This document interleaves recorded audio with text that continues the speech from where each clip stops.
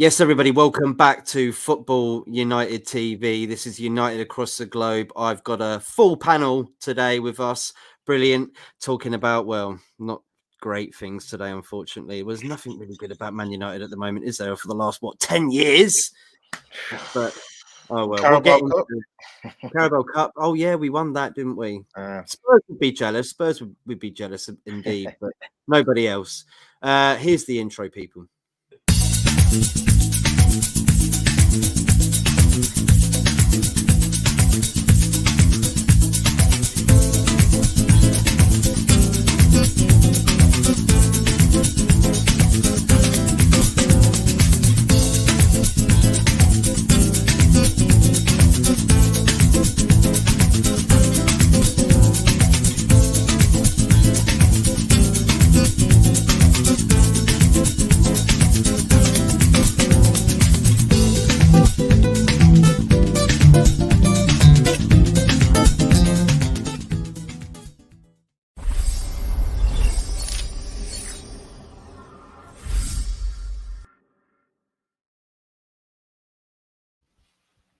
Yes, everybody, welcome back to United Across the Globe, where we talk all things Man United. I'm joined by a very special group of people here today, Man United fans. Eddy's Football Waffle. Eddy, how you doing, mate?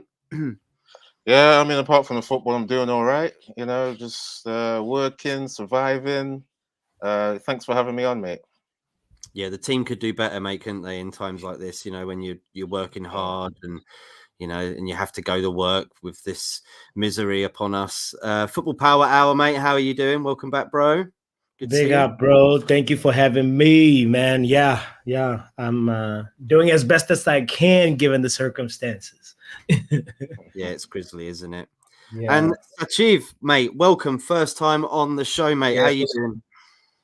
Yeah, I'm doing all right, man. Yeah, same as Eddy. Yeah, just a normal work. Just enjoying my normal life at the moment outside of football. But inside football, we are being so sad, low life, and yeah, we've been seeing this football every week in like early mornings. You know, it is what it is right now. So we had to suffer. It is what it is. He's right. It's very sad times at the moment for the football club in general, on and off the field. We will talk about that later on in the show. But let's start off, unfortunately, guys, and let's get it out of the way. Let's dust it off because, you know, we're still in that misery feeling mode, aren't we, after this result? Man United 0, Man City 3. And is Ten Hag safe? Because obviously a lot of people outside of the club, people who support other clubs, unfortunately in the media are saying that, suggesting that maybe Ten Hag, they might be looking for a replacement before Christmas and he could be on his last legs. But let's talk about the result first and then add your equation onto that. Starting off with you, Eddy, mate, what are you thinking? I mean, talking about the result and the game, yeah? So let's try and start there. I mean, I was doing a little reaction on my channel. I've not been doing many reactions like this season because I did. I mean, I'm not Nostradamus or anything. I can't see the future, but I did kind of see a little bit of this coming. I didn't think it was going to be this bad, but the way Ten Hag was overplaying his core team last season in all competitions, I thought, yeah, we're going to get some burnout, and that's what we had. I mean, starting off with Evans and Maguire in centre back, I still can't get over that, man. I mean, I saw someone say that it's Leicester's centre backs. It's Leicester's It's like, how have we receded to have that kind of thing going from Martinez and Varane? And you know what? I mean, what was it? Did it come out of Ten Hag's mouth that it was tactical to play Evans and Maguire over Varane? Yeah, that came out of the horse's mouth. Yeah. Well, this is why people are questioning him, isn't it?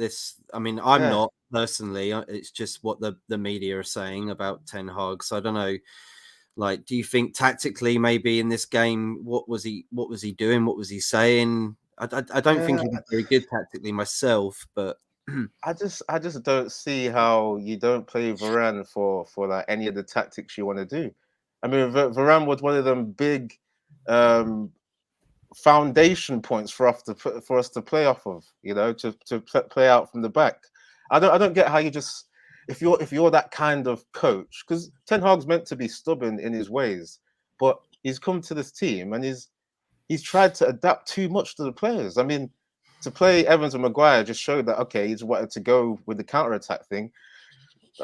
There's got to be some onus on the players that they didn't, take certain chances or make certain right decisions. Because in the first half, we did have some counter-attacks where we were catching them out, but then players like McTominay weren't playing the right ball. I forgot who else wasn't playing the right ball. Yeah, there was bad decision-making on the pitch as well. It's like everyone's just making mistakes. It's not just the manager. Obviously, it's players making mistakes.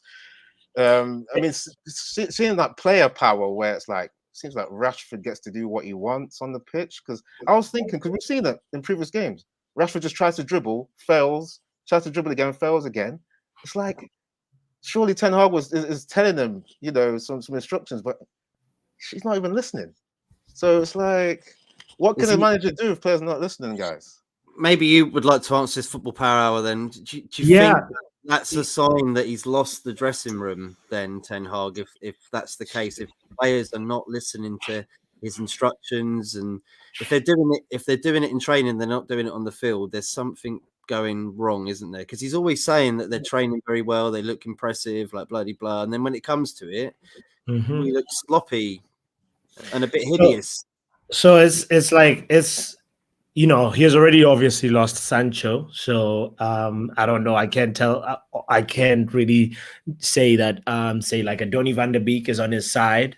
So I'm sure there's a lot of players that, let's be real and say, there is in the squad of Manchester United, even in the canteen, in the training ground, there is some players. There's a group of players that definitely do not rate the manager.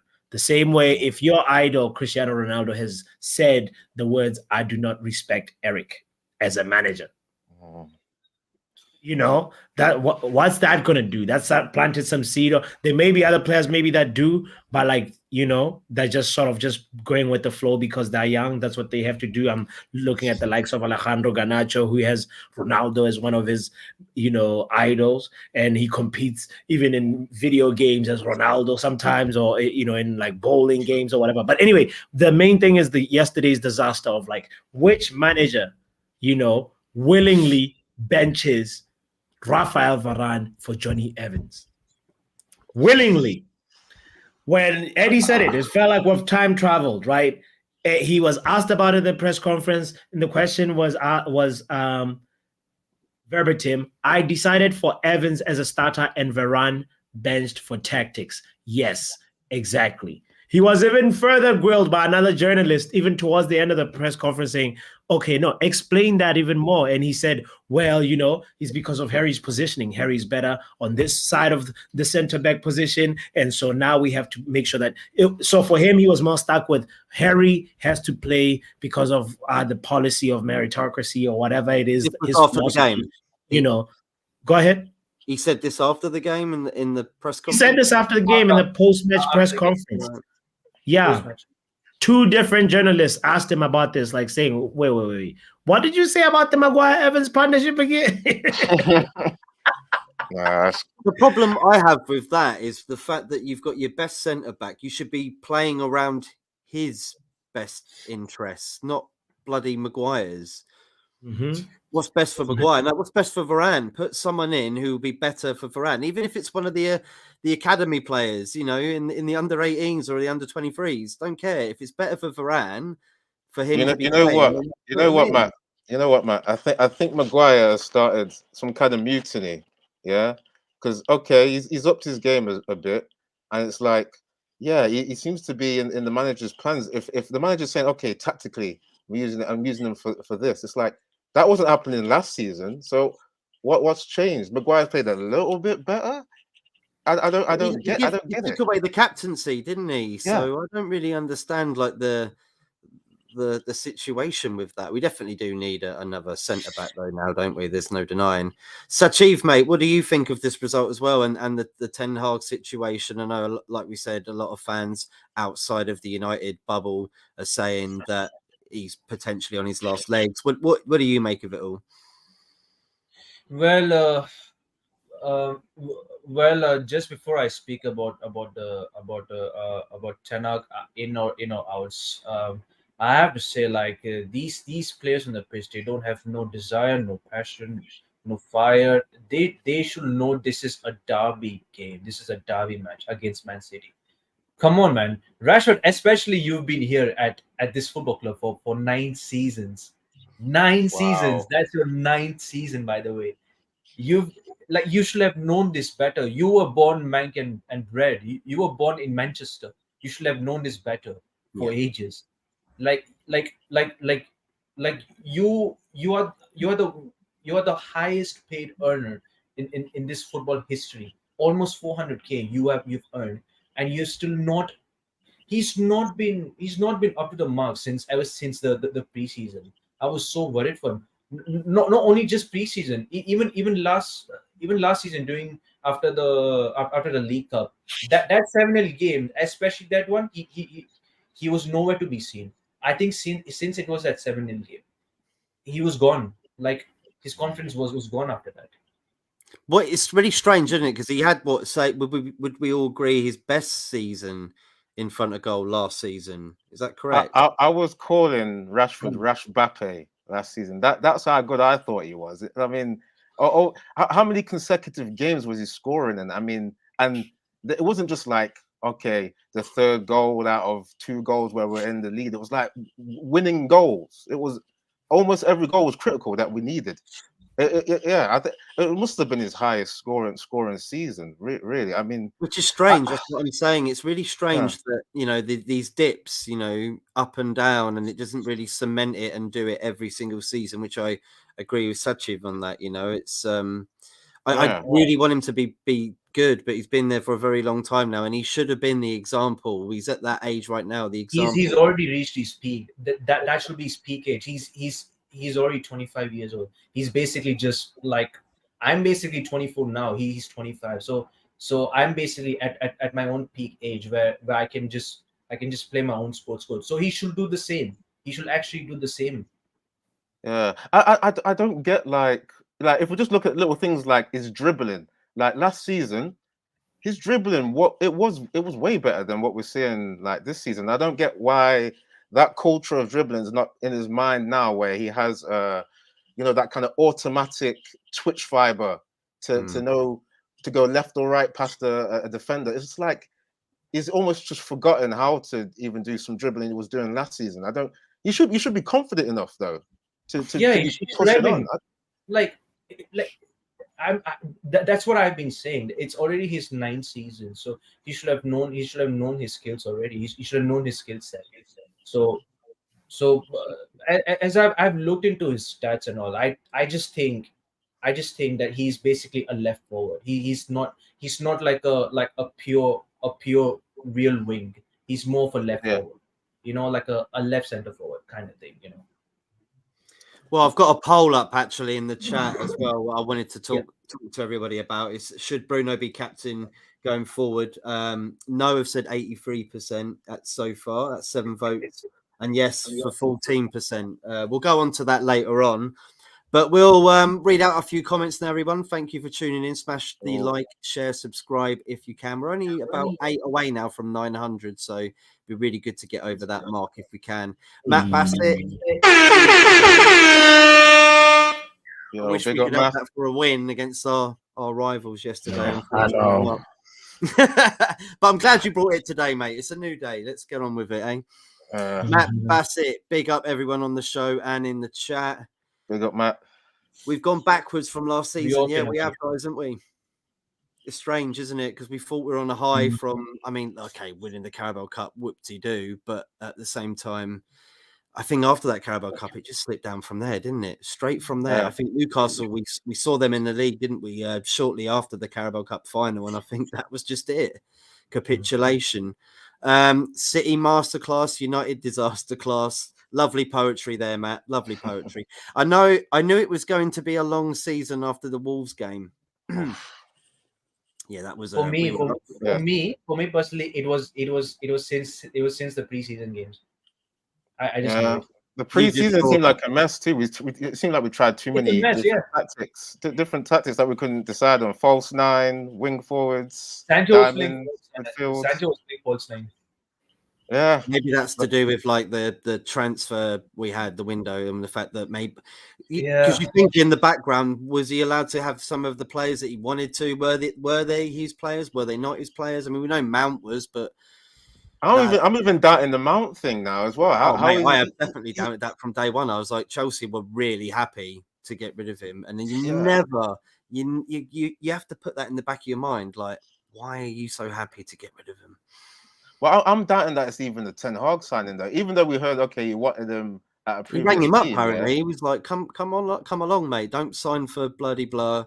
So how come he's not been starting certain games now? Then that's like you're going to give up that quick on this flagship signing that's supposed to be your guy now. So like you said though, he played Johnny Evans over bloody Varane, you know, you don't know what's going on behind the scene. Who wants to play? Who doesn't want to play? Is he allowed to pick the players that are fit or not fit? Is it? I don't know what's going on, but there's a lot of stuff going on behind. I'm pretty sure they're having meetings about it every day and throwing bottles of water at each other. Mama Flossie, big up, guys. Big up to Mama. What's up, panel and chat? Big up to Percy. Stephanie Griffith, big up, Pappy. Sachiv, Eddie, and Matt. Big up, Steph. Right-footed centre-back at left-back. Bruno right wing, but he's a...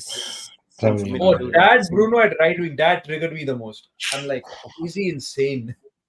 Yeah, that just didn't work out. I mean, we've got Diallo, we've got Palestri, we've got other players that could potentially play. What's happened to Palestri? I've forgotten about him. He's not giving him a go because he's just shy of like using these players. And I remember like, you know, the class of 92 and seeing these young players like Nicky Butt and Scholes and that actually given their chance and they had to grow into it. You've got to grow into it. How can you expect it? Like Diallo, you saw him doing bits for Rangers. He got to a final of a Europa League pretty much by the efforts from him, might I add, because he was the one crossing balls and giving them the chances, etc. And Palestri doing bits as well. And well, you know, he went to Sunderland, didn't he, Diallo? And he did brilliant for them. I mean, isn't Diallo still injured though, Matt? Diallo is still injured. Palestri was not even on the bench yesterday. That's probably because he's working so hard in training, trying to get a bloody place. He's probably knackered. He's like, come on, I'm doing all I can. And Ten Hag just sticks to his own, doesn't he? That's what I feel. I like Ten Hag. I think he should stay, but I just feel like it's just toxic, isn't it? There's too many discrepancies. We didn't even mention that Anthony was not even starting. Yeah, I would say that's more of his main signing over Mount. That 85 million for him. But did you see his mentality? He was pretty much looking for the red card as soon as he came on the field, wasn't he? He was kicking. That reminds me of when remember the Liverpool game at home when Ole was still in charge and Pogba got subbed on and he came on, he got sent off straight away. It kind of reminded me of like that. I was like, oh, this guy is gonna get sent off, man. But like, guys, he's coming in. He actually got subbed on the 86th minute for Eriksen. Yeah, just around there. Yeah, so it's like, you know, the game is done. You know, City have three goals, and he's coming in on 86, and he just got pissed off because Jeremy Doku dribbled him, and then he was like, let me release my anger on you, you know? Why can't we pick these wingers, guys? Doku's dribbling, that's what we need, especially when we have players where they just want to do their own thing. Why not get players that can actually dribble? Mate, there's so much good South American talent coming through. Like you've seen Brighton getting them, and we've actually been talking about a lot of them on Theta recently about the players that are definitely coming over. The Copa Libertadores final actually is on this Saturday. You should check that out because we've got some our old players playing in the final. Cavani, of course, is playing for Boca Juniors. So it's against Fluminense of Brazil as well. So it should be a really good match. But yeah, there's really good talent coming out. And we're just, like you say, like we need to bring the right people into the club that can actually bring these players in and scout them better than what we have been. Because we don't scout anybody really, do we? We brought Diallo in and then we just left him to dry. He's not doing anything, you know, he's not fresh. I understand fans wanting him gone. Yeah, I do too. I understand, but I just hope that we don't do the same old thing of just getting rid of the manager, because there's clearly more to it, isn't there, than the manager? It's players as well. It's the board, like you said, Football Power Hour. It's, you know, people that are making the tea to bloody, you know, people counting the bills and signing the checks. Jordan, big up to Jordan in Jamaica, mate. I wish I was there right now. I do need to get away from everything that's going on. Yeah. Hey, Matt, how much credit does Eric have in the bank? To be fair, he does. He does have a credit in the bank, but I don't know. I don't know where. I don't know in which. I don't know where are we going as a football club right now, because, I mean, it looks like he's gonna have a least credit in the bank, the way he has been starting Rashford, and I mean, he's starting his underwhelming players so far. That's the thing. Yeah, this. I mean, the whole what do you call it? Happiness from winning that Carabao Cup. That's worn off from me. I mean, I'm not even to be honest. I'm not even looking forward to the Newcastle game, which is a League Cup. I'm done with that. That's the basement cup. Yeah. They want that more than us, don't they? Yeah, you know what? Yeah, I mean, basement cup. I know that already. I know that already, that they want to beat us more than we want to beat them before we've even. This is the thing as well, guys. It's like it doesn't seem like Ten Hag can even say, okay, I want to just prioritize the other competitions now. We've already got, like, what is it, 6, 7, 8 losses? I forgot how many losses we've got already. We can't even like just be like, let's just throw away this cup now. 7 in all competitions. It's 7, yeah. 7 out of 14. That's what Ten Hag has. That's his record right now. We might not even be mid-table in all comps. We might not even be in the Europa League next season. It's that bad at the moment in Champions League, isn't it? It's really horrible, mate. Yeah. But just to finish off on that point, the credit that he has in the bank, okay, he overperformed in the first season, but the thing that's prevalent for me is that we're not seeing this formula that's gonna like be building Ten Hag to have this longevity at the club. It just seems it's like we're back to Ole settings. And I always knew Ole didn't really have a future with just fine margin football. We've got to do roller coaster against almost every team. I mean, what we've been doing against Copenhagen and Sheffield United and what was it, Brentford? These low teams where we're just like barely beating them. It's like almost every week. It's like that's what takes the credit away from Ten Hag, because it's like he's not just a caretaker. That's caretaker coach, caretaker manager settings. That is barely getting by. He's supposed to be a coach, and we're not seeing the any of the formula. Where's the counter press? Where's the high press? 1-2s in the field. I don't see it. I feel like it's a mirage of every single manager we've had. You know, they've all had the same bloody problems with like players. You know, you look at the Pogba situation with Mourinho. Who else before that? We've had lots of. Wayne Rooney had a little bit, didn't he? He retired or whatever. Well, he went on to somewhere else, but it's never really worked out for any manager, I don't think. So I just feel like it's got to be deeper.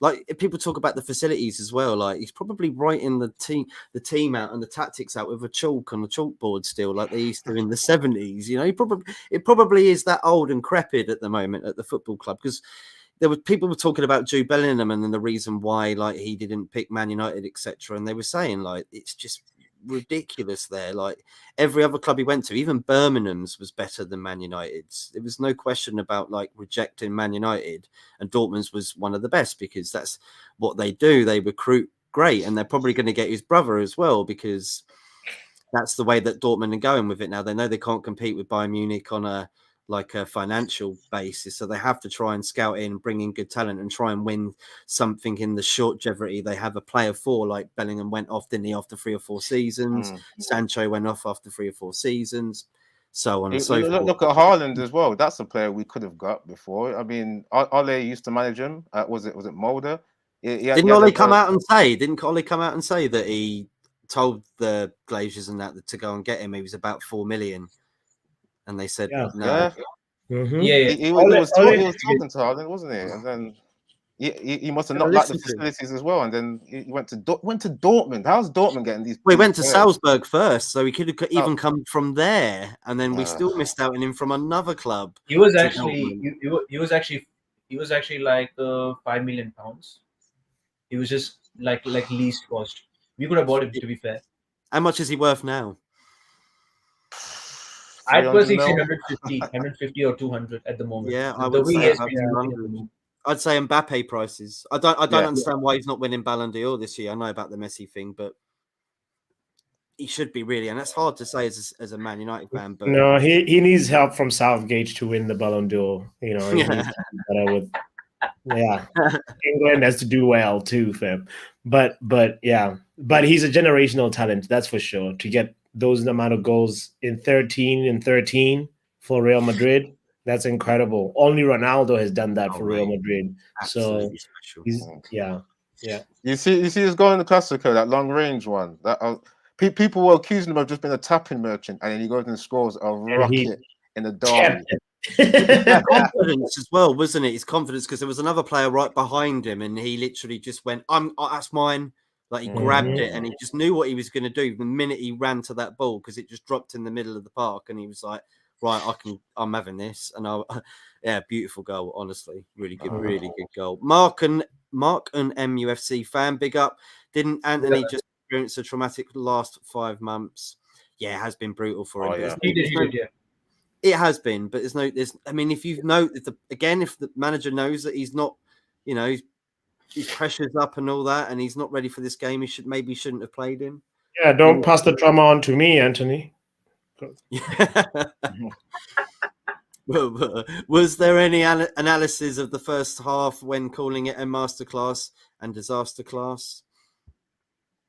Well, is Mark trying to say the first half was good? Yeah. It wasn't a masterclass, but It wasn't decent. It was decent in the first half, but second half it was total disaster. Just the second half for me, it was. Well, let's go on to the next topic then, guys. Right, because we got to rock and roll. Ain't got very long left. We'll just breeze through this. Can Sir Jim Ratcliffe have any impact on changing the atmosphere at Man United? Go for it, Eddie. What do you think? Can he do anything coming in with that 25%? I mean, I've just been just thinking a lot about, just because when you look at things in football, yeah, you tend to look at what other big teams have done, right? You look at other things that happen. That I just keep thinking about the other takeovers that have happened. You look at Newcastle, it's 100% takeover. There's no installments there. When PSG were getting taken over, full takeover, right? Chelsea, full takeover. I know their project's looking a little bit messy right now, but you never know. With that kind of new ownership, he's got the proper control to just change things now, right? We're banking on the idea that this guy's going to be acquiring 25% every year. So maybe after 4 years, then okay, that's when we're going to see ground zero of a new change. And then how long would he take to change things once he gets to 100% of the club? So how long is Sir Jim's project? Is it 4, 5, 6, 7, 8 years? How much? I don't have that patience, by the way. I mean, I know there should be patience, but it's like if you're serious and you've got millions, man, you take over the whole thing. You take over the whole thing. Yeah, I mean, like we were saying before the stream, I mean, you were saying it, Matt. It just seems like these Glazers just wanted an investor, right? Just to put some money up that they can play with. They might take a bit of the cash, put it and fix the roof. Put a bit of masking tape over it. I don't know what they're gonna do with it. They'll do something cheap. They won't even rent it. I don't think they'll even renovate it properly. But yeah, people are hoping he's gonna take over the footballing side. But 25%, that's not gonna be enough. I don't think so anyway. Like the footballing side, that's like compared to the business side, what is it? Is it going to be like 50-50? I'm not a business guy, but I think you need more than 25% to control footballing issues. You need like 75, 80 something ish. So yeah. You got to look at the structure, right? You need more than 50. I think it's at least like, what is it? Is it the 50 plus 1 that to be, if you really wanted to have the majority? I do believe it's very close, 55% or whatever. But no, yeah, like he can't do anything with 25%. Sorry, Sachi, if you're going to say something there. Oh no, I wasn't. No, you cool. Yeah, just to finish off then. I don't.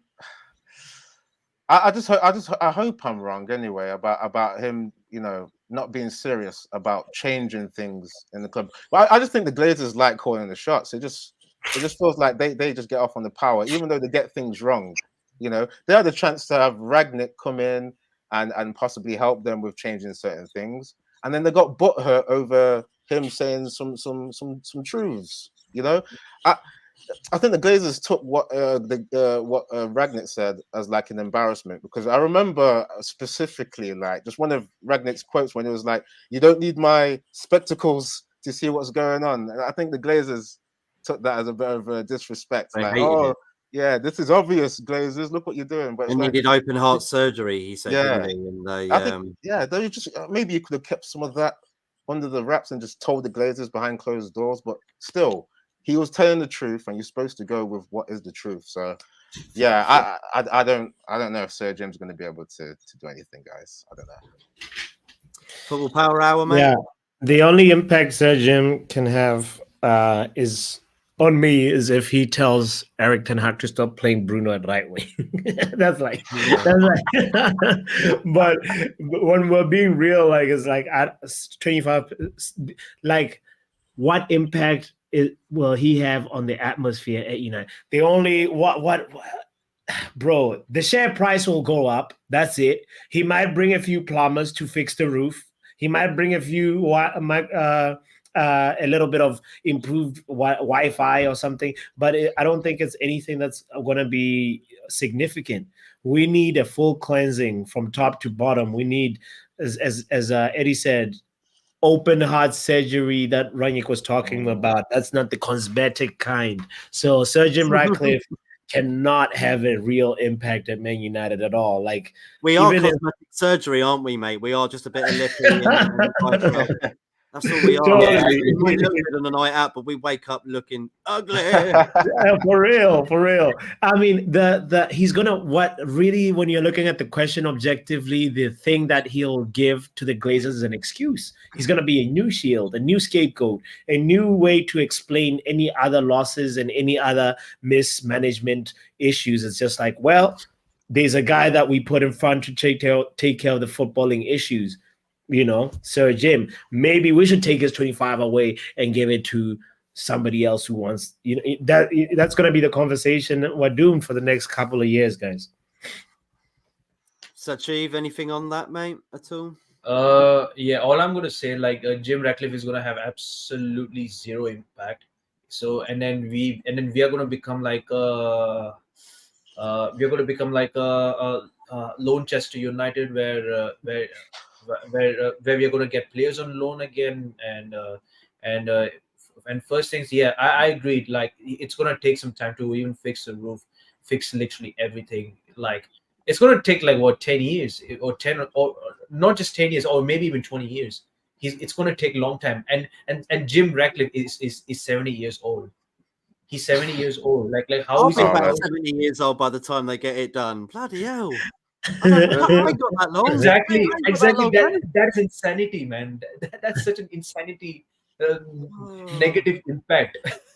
Well, he has two sons, and those sons maybe are the ones that will maybe eventually take over. They won't do it. Samuel Ratcliffe and George Ratcliffe, guys. Remember them names. I hope they're football fans as well, man. Imagine they're not even into football; they take over the business and they're just in it for the money. They're just bankers. Well, Eddy, you know what really worries me a little bit as well. He was a season ticket holder at Chelsea for quite some time, and and he tried to do the same thing, where buying shares at Barcelona as well as Chelsea too, and it didn't work out. And now he's trying to do it with us, and it's like, bro. Dipping his toes in Formula One as well, isn't he? He's everywhere, isn't he?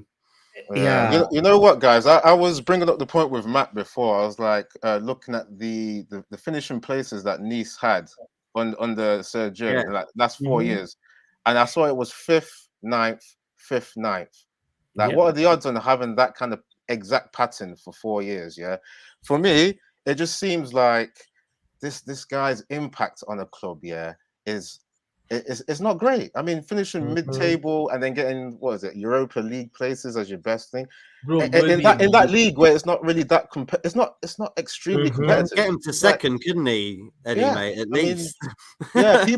People like Lille have won that league in recent years. It's like, okay, so there's maybe one or two teams that you've had to try and challenge. So for me, people say that, okay, you can't compare Premier League to French League, but shouldn't French League be like relatively easier to make an impact on because there's less competition there? I agree. No? Yeah. So, and he's not fifth and ninth place for like 4 years. That's not impressive to me. It just shows. I mean, even I'm sure you guys know about Dante, the captain that was there, was saying that the structure wasn't coherent, right? And if you got players coming out and saying that, it's like it's not great. Yeah. Man. Eddie, it's that thing where if you can't take care of a garden, what are you gonna do with a big farm? Exactly. Oh man, I'm worried. It's Power Hour, mate. I'm worried, mate. We're all worried, aren't we? Anyone in the comments that ain't worried, give us a comment. Let us know how you're feeling. Mark says, was there any analysis? Oh, we did that one. Sorry. Is it rocket science or football, or are there perfect situations? Big up, guys. Question: will Ten Hag have his job for much longer? It seems like going down the same road as Jose Mourinho. Thoughts? We kind of just had our thoughts about that, and I think we hope that he's going to stay, right? Or is anybody here complete out?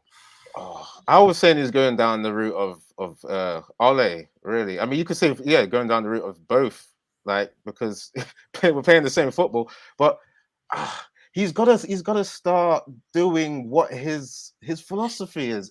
If it's just a diluted Ten Hag, then I'd say what's the point?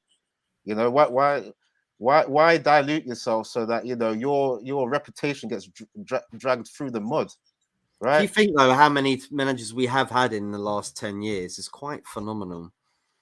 Yeah, I mean, people like Van Gaal, he stuck to his principles though. That's the thing. Like I know we just had was it just the one season, right? But was it 1 or 2? Was it 2? But we saw what he wanted to do with that possession football. I mean, I think he did a bit too much possession, not enough conversion. Needed more time, I think. Yeah, and he was able to work with the youth players, more youth players. From what I remember, Tyler Blackett, Varela, right back, Jackson, Broadwick Jackson. Right, and he was comedy gold, wasn't he, as well? With his interviews and stuff, and the things, some of the things he said, "Come on, Wayne Rooney," or whatever it was that he does. Have you seen that? The guy had charisma. That's what I liked as well, man. That's what you got. I mean, obviously, we know in life you got to have charisma to really get your philosophy across. Maybe Ten Hag's had a bit of a problem with that too, because I don't want to criticize Ten Hag too much, but it just seems sometimes when he's speaking, he's not as fluent as what Van Gaal was. Yeah. I don't think so anyway. It's like it just seems I don't know. It just seems like he's got less energy. Do you know who I think, Eddie, that the best manager we could get right now, and he gets overlooked all the time, and he went to a club actually in Liverpool. Can anyone guess who that is? And he was only there for a year. Amazing manager right now. Was at Everton for 1 year. Marco Silva. Ancelotti. Ancelotti. I just think he's amazing. I think, why did we never look at him or sniff around that? Because I just do think he can get the best out of. Look what he's done for Madrid, and the fact that he's going to Brazil. Like, I think he's going to Brazil next summer. Yeah. So that's all done and dusted, isn't it? But I do rate him. That one makes sense, especially if you were going to have a team, right, that is just playing this kind of patchwork football, this kind of counter-attack, because Ancelotti he's worked with teams that just... Him and Pep are the only two, I think, at this moment in time that are at that a decent level, and everybody else is well below that as a manager. Would you agree with that? I mean, Luis Enrique... there's a few other names good tacticians right now. And by the way, I don't think he's ever been to Liverpool, Matt. Like, No, Oh, I don't- Everton. I thought I heard Yeah. you say Liverpool. No, in Liverpool. In Liverpool. A team Oh, in Liverpool. in Oh, Merseyside. Everton. Okay. Yeah. I You, didn't mean Liverpool. Like, I just you meant a dribbled team in us there. You I dribbled didn't us. want to with give you that. that hint, and then I gave That's you why that we hint. couldn't get the hint. So nice. Okay. You're so kind. All right. Yavi Simmons was first choice.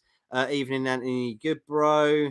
Evening, Matt. I'm good. Anthony, all good. Thanks here. We've only got more subs because people are seeing my good looks when I do my shows. But it is Halloween, mate. You need to take that mask off because, yeah. Ooh. I've got to do that to Anthony. That's Anthony. Big up to Anthony. The whole infrastructure is a shit show at United. Shots fired! I love that. Anthony's experience has been ongoing since July 2022. Big up to G Beast 1007. Did I get that George right? Best, call him GB. Oh, right. Okay. See, dyslexic. I'll probably say like George Best. 16 and counting, Sachiv. Big up. Yes, get Shiv's channel up, guys. He's got 16 subscribers and counting. Let's go. Let's Oh, bring mate, him I'll up. subscribe when I get off the show, mate. Kenny Yeah, me Fan too. TV. Big That's up me, Kenny that's Fan TV. That's Shiv's channel. Shit rolls downhill. It starts with the Glaziers. Those cretins need to go ASAP. Rashford needs a seat. Bruno needs to play at 10. 2 more to 800. Big up, Big Pappy. Let's go. That's Oh, our mate. hour channel. Come on, Yeah. mate. You can get there. 800, Go to Football Power Hour if you can, please, everybody. Eddy's Football Waffle as well. Get those subscribe ups. I'll put the links in the chat below as well, so go check them out. Matt Bassett, Murto fucked up the Haaland deal. He got time zones wrong. Damn. Is that true? Because I can't take it if that's the incompetence. Yeah. That's got to be a Probably. joke. Right? He went to Mhm. Barcelona tweeting about how amazing Barcelona is. De Jong, when the he's De gone Jong down deal, signed De Jong, and didn't he? flipping Rabiot as well. It was a De Jong deal, right? You don't do that. What was that? For the John Murta thing, was it like a De Jong transfer thing that he kind of And he was saying, "Oh, flying out to do the deal," you know, like He does more dinners than deals. But anyway. He just went out. He went out and had some paella and some tapas, Yeah. and then come home, Yeah. empty-handed, with a Bring like back Frankie 200 next pack time. of cigarettes. Instead of like De Jong, we just like went in for Casemiro. We just got him as a club signing. Yeah. Mm. Hey, Matty, Eddie, and the rest of the panel. Yo. Big up to Nathan DeMello. Big up, Jarvis. Jarvis Cocker. Big up, Evening, Jarvis. lads. Oi, oi, lads. A big G. Love that picture. Yo. Oh, that's brilliant. Mark and MUFC fan again. Not a chance. Matt Bassett says we was never in the game against City. City was the first Guild game. That's what I really hate as well, because remember when Pep said he put the ball in the fridge, right? He said the team put the ball in the fridge for when we played, when it was Ole and we lost 2-0. Mhm. Yeah, They went up 2-0 and they just used it like a training session. Like how are you allowed to do that in like more than one derby, let alone one? Yeah. Nah, He's actually won insane. more matches at Manchester United than Arsenal and Spurs. You know, like Pep's record is really, really, really incredible. In the league at Man United, and he's made Old Trafford his playground. He has. It's embarrassing, man. And we, I think Ferguson flew out, didn't he, to New York or something before his retirement, tried to lure him in. No, sorry, hang on. He was in discussion to have him, but he chose Moyes instead of. I don't know. Wait. I didn't comprehend that. You have to say it one more. Explain again. That he met up with him in New York and was like saying like he's on the list of like could be him or David Moyes, but he ended up going with David Moyes instead. Wait, who was the other one again? Pep Guardiola. No.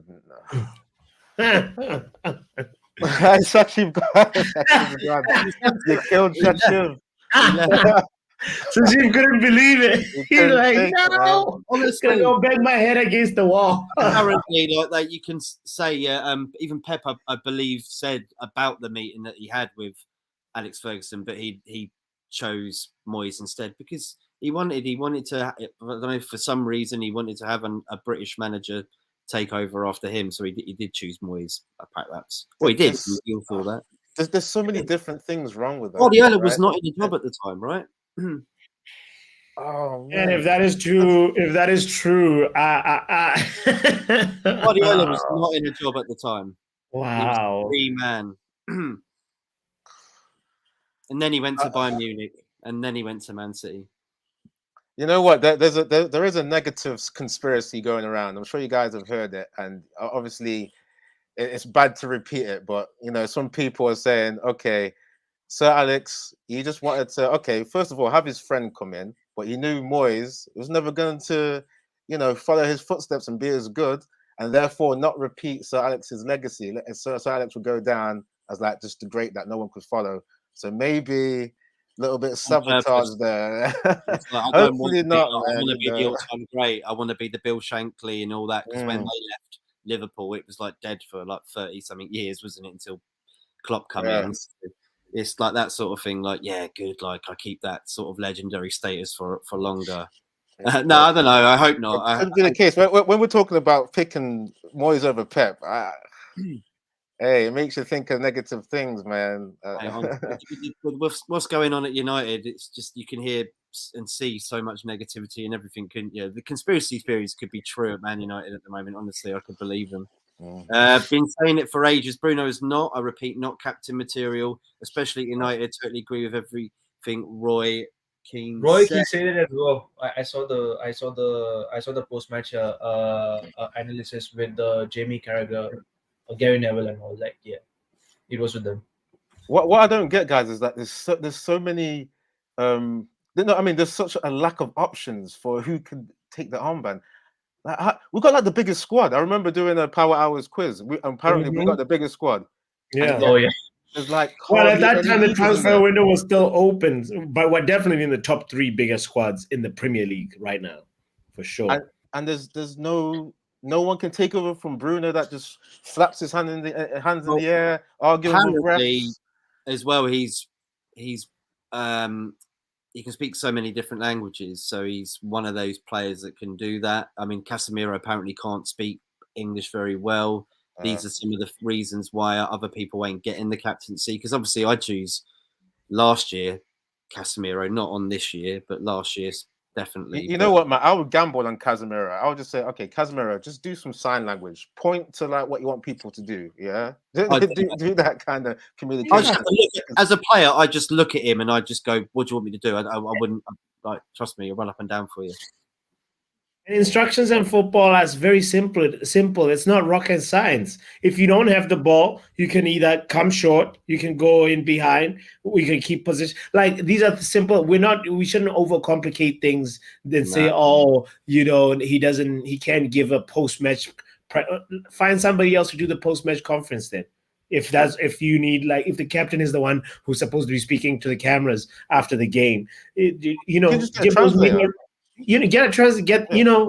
Why are we acting like we're in another like dimension of the world right now? This is 2023 and we are Manchester United. But mate, we haven't got any spars for the players or anything. Like, our facilities are rubbish, so I could only imagine that they haven't even got someone to come in and teach them how to speak English, and that's I think that's amazing from Bruno Fernandes, though, the fact that he can speak so many languages. It's very talented. It's good. It's just a shame. You just gotta speak the language of football. Yeah, he doesn't speak the universal language of football, does he? Unfortunately, at the moment. Well, he's a good player, but he just, when it's not going his way, he doesn't like grab it by the balls. The game, you know what I mean? Matt, he's not even good nowadays, though. Like, what? I don't even see what he does. I see him make some of the most mistakes in midfield too. Like, it's just, I remember specifically against Bayern Munich, where we were on.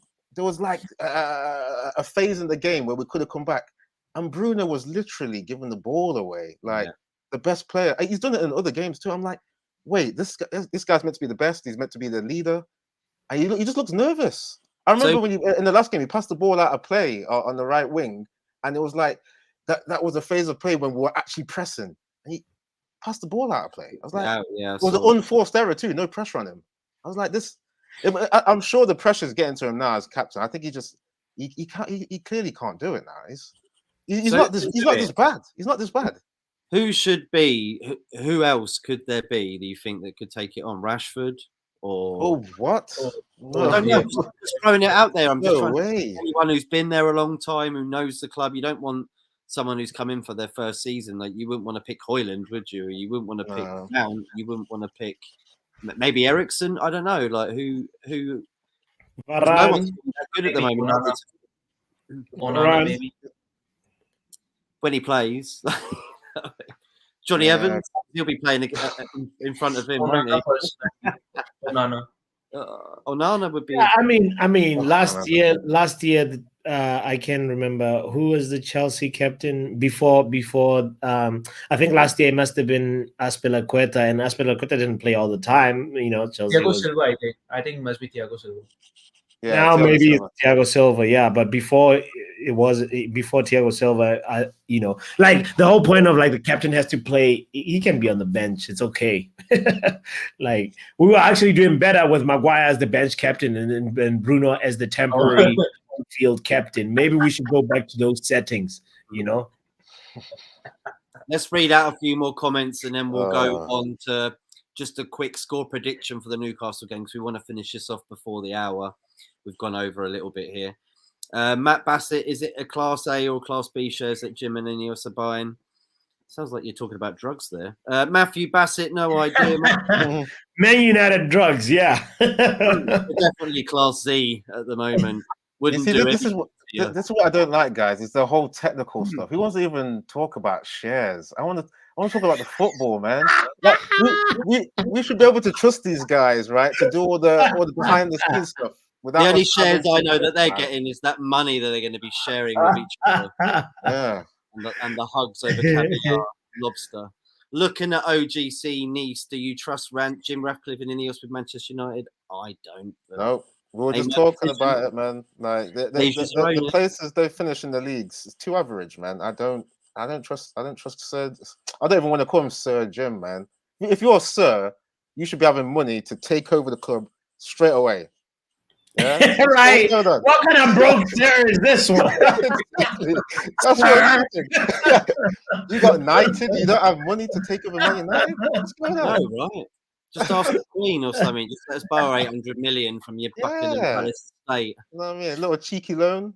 On the road.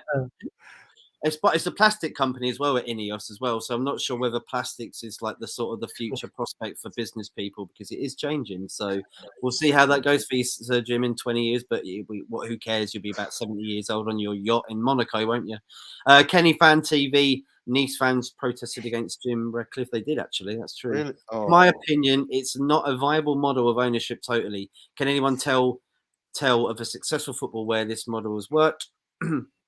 That's a good question. I want to know that. I just think look at Brighton, and Brighton apparently got their ideas from Everton Football Club, if you want to believe that, but that's apparently true from years back, like when David Moyes was there and they were punching well above their weight for how much they were spending at the time. They're always in Europa League and sometimes even getting Champions League. Solo, the Man United agenda, big up to you, mate. Big up, Solo. Big everyone. Big G, having Brailsford at the helm running things is another massive concern. Brailsford? Oh, Rashford. I think he's Rashford. Yeah. Brailsford, I guess. The Nice fans don't want Jim Ratcliffe owning the club. Brush says, big up the panel. Big up to you, Brush. Big up everyone. Smash the like, share, subscribe, everybody, if you are tuning in. Thanks for tuning in today. Brush says, big up everyone. Evening, Brush, you good, bro. Ancelotti, if Ancelotti's available, I'll take him. Yeah, I'd love him at Man United, but he's never going to. He's going Brazil. It's his dream job, apparently. Would Don Carlo even look at the United job? I mean, he went to Everton, so you probably think, I could help this mid-table team as well. Yeah, well, exactly. He went to Everton, so why not? He went to Napoli as well, didn't he, at some point? Anthony Herbert, Roberto Mancini. Nah, he's long gone. He's Italian manager. Yeah. What, he's still managing Italy? I like. No. What's he doing now? They got a new manager now. Well, who's he? Is he a free agent then, or what?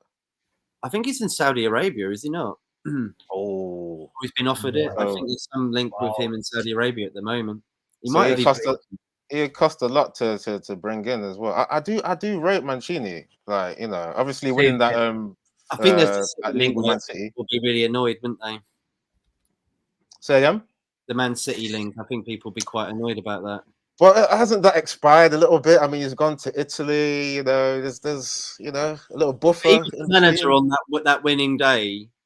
Remember? The Aguero thing. Yeah. Sure, like, he'd always have that, wouldn't he? He'd always have that in the back of his mind. Yeah. Good stream. Press the likes and subscribe. Thank you, Anthony. Indeed. It's true about time zone. We've got to wrap it up here. We've got loads of comments as well. So big up to, I'm just going to read out a couple more. Joe Blackman, big up, mate. Good to see you in the house. No, I don't want Conte. Oh. Antonio Conte is the manager.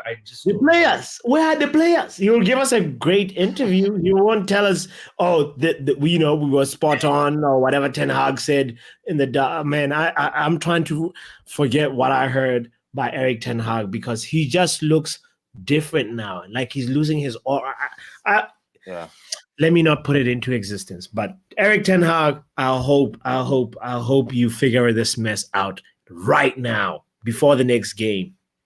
He just needs to take off these puppet strings. Someone's put him on some strings because there's no way that you say Evans and Maguire are tactically going to be better for this Manchester derby, one of the biggest games, over my guy Varane. Nah. Crazy, I still refuse to believe he's saying that. You know, I'm going to go and watch it after. I can't. Yeah, Eddy. He literally 2 journalists. Sorry, we mentioned this, Matt, already at the beginning of the show, but we have to reiterate it for the people that are just joining in right now. Erik Ten Hag was asked about the choice of Johnny Evans and Harry Maguire, and he said tactics. And he went on to further explain his understanding of Maguire's best positioning and how the best partner to go with him was Johnny Evans and not Rafael Varane, World Cup winner. He was sat on the bench, one of 3 people that were left on the bench and not involved in the game. Hannibal Mejbri, Kobe Mainoo, Rafael Varane, and Bayender, the goalkeeper. Those were the only 4 players that were not involved in the game, in the derby. Eric, we got questions. I'm not Erik Hag out. I'm not Erik Ten Hag in, but I'm Erik Ten Hag, I doubt.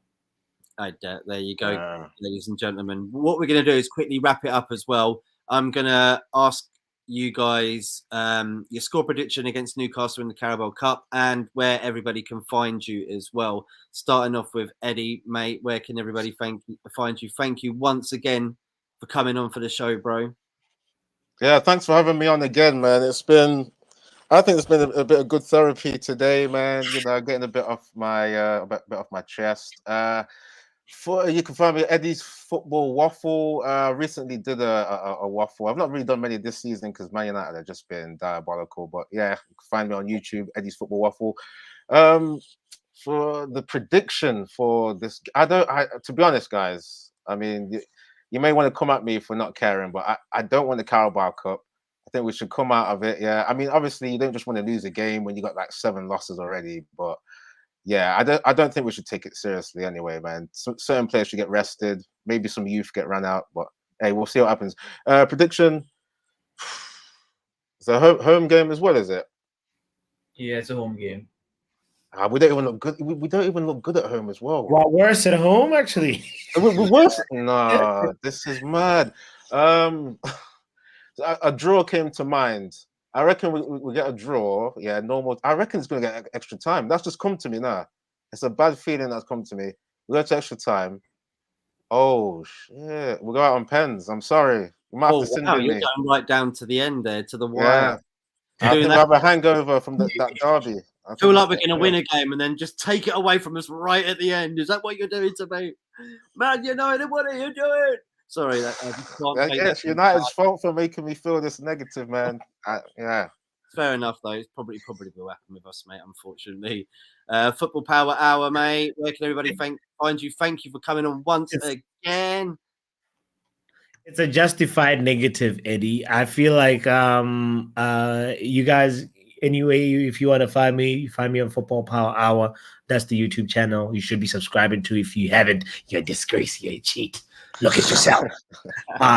Also hit the like button on this stream, or if you're watching on Football United TV, make sure you hit the notification bell too. But I think the Newcastle game, all we have to do is take it to penalties, and then Onana will do the rest. So 0-0, and then we go through on penalties. 0-0, and then we go through on penalties. So it's a little bit different from Eddy there. A little bit. A positive outlook. Reluctant positivism. I think that's your heart speaking, Power Hour. But what does your brain say? Stephanie, look at Stephanie's comment, and you understand why I said, look at Stephanie just Let's said have it. a look. Let's have a look. No extra time. No 90 minutes. Let's start with penalties. We don't have it. It's just we don't want open play. We want penalties. Nobody likes extra time in the Caraboa Cup, do they? It's horrible. Sachiv, mate, it's all down to you because it's 1-1 there between Eddy and Football Power Hour, and it's down to you, mate. What are you going to say? What's the result going to be? And where can everybody find you?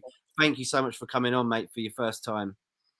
Thanks for having me on the show. And it's a first time seeing you on the show.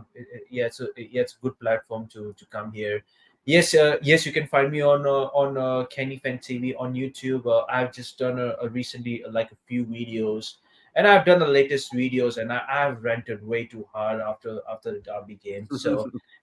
So and as for the Newcastle game, I don't know what to say, man. Like this team don't even convince me at all.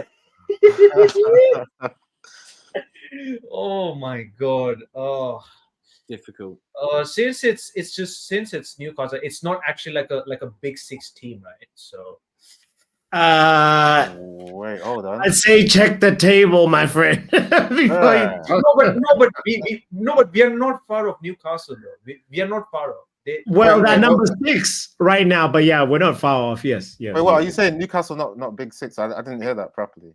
They're number 6 right now on the table, but he says they're not a big 6. Go ahead, Shiv sending shots, man. Why are you trying to make them angry? We're vulnerable. Don't make them angry. Okay, fair. Okay, I'll be real. Yeah. Okay, I'll go with I'm going with I'll try to be optimistic, but I'm gonna say 2-2, but I just think we'll be out of pens, unfortunately. Oh, there we go. Thank you, mate. I'm sorry to hurt your head with a question like that as well, but at least you can go and play a little bit of piano and sit down on the couch and put your feet up. Right. Yeah. That's pretty much a similar prediction to me as well, man. This is what United's doing, you know. Hey, if I had to add my prediction in there, I think we're going to be losing it in the 90 minutes to Newcastle. What's score? I would say 3-0. I just think we do. I said it about Galatasaray as well. I called that a 2-2, but we lost 3-2. I try and give us at least 4, and we don't get that. It hurts. You know what? The way that we disrespected Højlund's goal that he scored, or was it 2 goals? Did he score 2 in that game? I think. He scored twice, yeah. Yeah, the way we rubbished his goals and couldn't just do a good, defend for your striker that's scoring like that. Left open like a tin of beans, weren't we? Absolutely. By the way, you might have Maguire in the comments, man. Big G saying Varane is a French wet wipe. That's that might be a sin bin right there. That's crazy. Hey man, everyone's right for their opinion. Everyone's right for their opinion. Thank you so much, everybody, for tuning in. He also says 4-0. Thank you, everybody. Like I say, once again, for tuning in. Smash a like, share, subscribe if you can. Go check out everybody's content too. The links are in the bottom below. And we'll be back, I think, tomorrow for Spanish, La Liga and Portuguese Primera Division. And we'll be back Wednesday for the Champions League chat midway through the group stages. Back Thursday for Gunners from All Corners. And we're back Saturday for a live watch-along Copa Libertadores, Boca Juniors versus Fluminense. Come and say hello if you will, please. Top show from all. Thanks, Matt. Thanks, everybody Matt. else. We'll Take see care. you again tomorrow. Until then, have a pleasant rest of your day, evening, morning, wherever you are in the world. Bye-bye.